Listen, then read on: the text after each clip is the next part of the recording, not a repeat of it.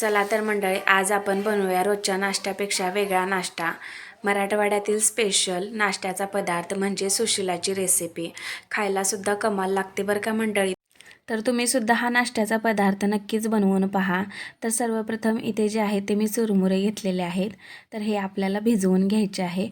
तर अगदी पाण्यामध्ये पाणी टाकूया आणि पाण्यामध्ये 5 ते 7 मिनिटे भिजवून घेऊया. तर इथे पाणी टाकून घेते.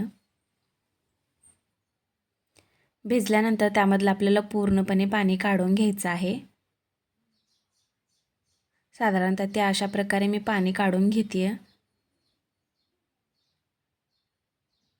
सर्व जे चुरमुरे आहे त्यामधलं पाणी काढून घ्यायचं आहे.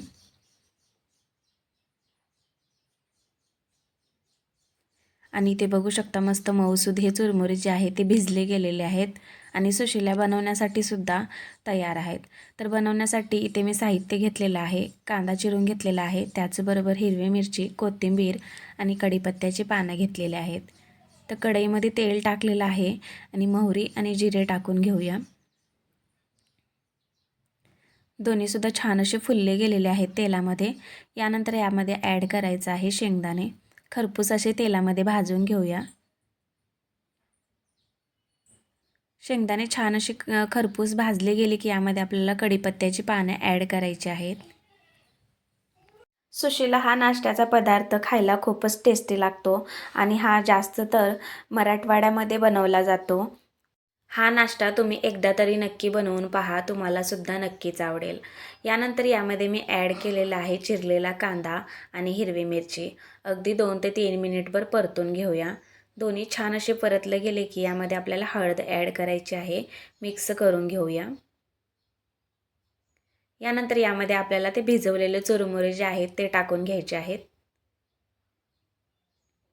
छान असं हाताने खोलून घेऊया आणि टाकूया. चवीनुसार मीठ टाकलेलं आहे. मिक्स करून घेऊया आपण.